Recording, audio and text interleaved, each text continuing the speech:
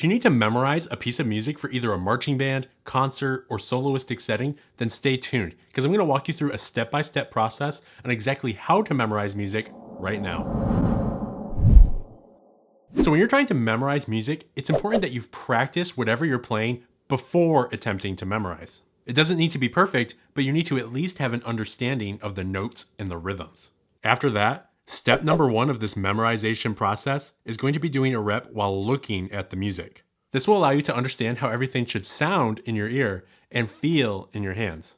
Don't start off with doing large portions of the music though. I would recommend only doing one section or phrase at a time, which could be 4 to 8 measures. So maybe first only doing rehearsal letter A to rehearsal letter B, depending on the flow and size of that section. But you don't always have to start at the beginning either. Moving on to step number 2, you're going to do that same rep you just did while just glancing at the music. Your primary focus this rep is to try and not look at the music, but rather look above the music stand or at your teacher/conductor. Now the reason this isn't just a fully memorized rep is in case you encounter a moment during the rep that you feel like you need to look at the music. And in that case, the music is still there as a safety net if you need it. But the goal is to attempt the rep fully memorized if you can. Because in step number 3, you're going to do the rep without any music at all. To accomplish this, you can either turn the music stand around so that way you can't see the music, you could close the music if it's in a book, or just take the piece of music off the stand entirely.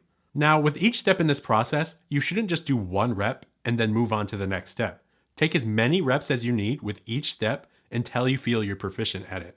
But hey, if you feel like you're going through this process and just keep messing up, don't get discouraged. Just keep your mind moving forward to what's next and don't get stuck on the mistake. This is the time of the learning process to just go for it, mistakes and all. And then when you feel comfortable, move on to the next step, which in this case, step number 4 is going to be repeat steps 1 through 3. Say the first time you went through this process, you memorized rehearsal letter A to rehearsal letter B.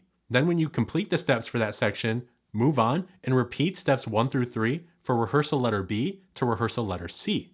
And then when you complete that section, combine those two sections and go from rehearsal letter A to rehearsal letter C, all while using those same 3 steps.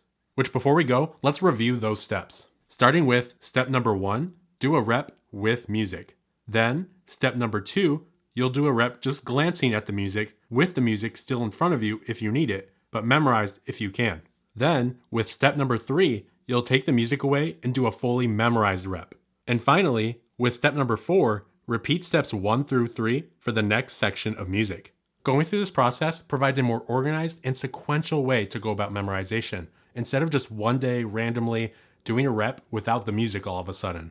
These steps will really allow you to make adjustments as needed and give you lots of reps on the music. That way you've actually memorized and know the piece and don't just remember it. Another perk of using this method is how you'll have a greater understanding of the relationship between the different sections of the piece you're doing, which is beneficial when, say, your director calls out rehearsal letter E in rehearsal. Because you went through this sequential process of memorizing, you'll know exactly where to go without needing to look at your music. Or even if you're in the middle of a rep, maybe as a soloist, and you mess up a little, you'll know exactly how to recover. Those, however, are just a few of the scenarios you could benefit from if you choose to use this step-by-step process. But if you're going through this process and decide you need some help with practicing more efficiently, check out some of the other videos I've made on how to practice. They'll be linked both in the card and in the description down below. Until next time though, I hope you have a great week and happy practicing.